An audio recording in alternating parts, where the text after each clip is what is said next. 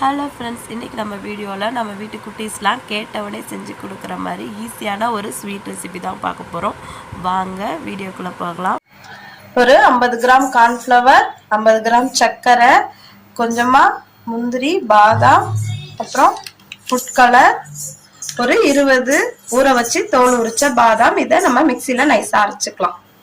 இப்போது பாதாமை இந்த அளவு நைஸாக அரைச்சாச்சு. இதை கார்ன்ஃப்ளவரில் கொட்டி தண்ணியாக கரைச்சிக்கலாம்.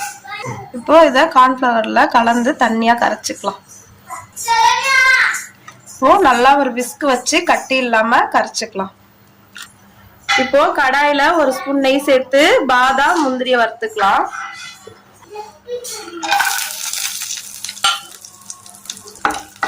நல்லா சவக்கிற வரைக்கும் வறுத்து தனியா எடுத்துக்கலாம்.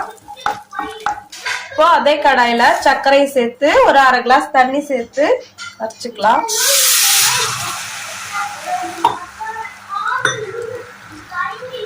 சர்க்கரை நல்லா மெல்ட் ஆகட்டும். அதுக்கப்புறம் நம்ம கார்ன்ஃப்ளவர் மாவை கொட்டி கலந்துக்கலாம். இப்போ சர்க்கரை நல்லா கரைஞ்சிடுச்சு. அதுலயே கொஞ்சம் ஃபுட் கலர் சேர்த்துக்கலாம்.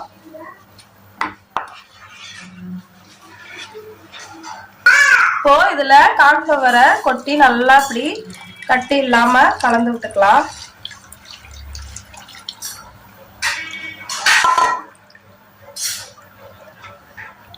அடுப்பை சிம்ல வச்சுட்டு இதே மாதிரி கை விடாம கிளறிட்டே இருங்க, இல்லைன்னா அடி பிடிச்சிடும், இல்லை கட்டி கட்டிடும்.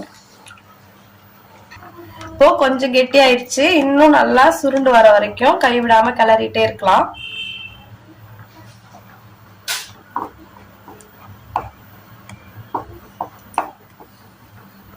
இப்போ ஒரு 2 ஸ்பூன் நெய் சேர்த்துக்கலாம்.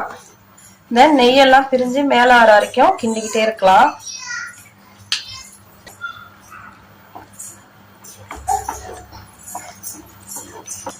இப்போ இந்த ஸ்டேஜ்ல நம்ம வறுத்து வச்சிருக்க நட்ஸ் எல்லாம் அதுல சேர்த்து கலந்துக்கலாம்.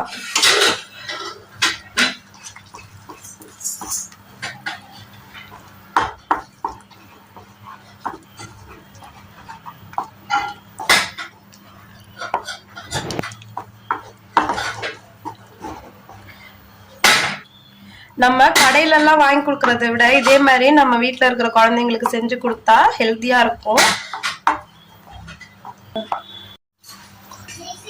இப்போ நெய்யெல்லாம் நல்லா பிரிஞ்சு வந்து அல்வா சூப்பரா ரெடி ஆயிடுச்சு. இப்ப ஒரு தட்டுல எண்ணெய் தடவி இத கொட்டிக்கலாம்.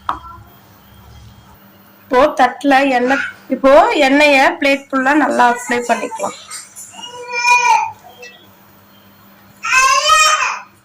இப்போ அல்வாவை தட்டுல கொட்டிடலாம்.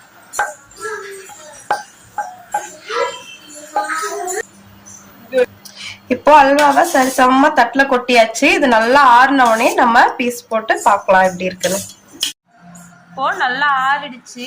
இப்போ நம்ம பீஸ் போட்டுக்கலாம்.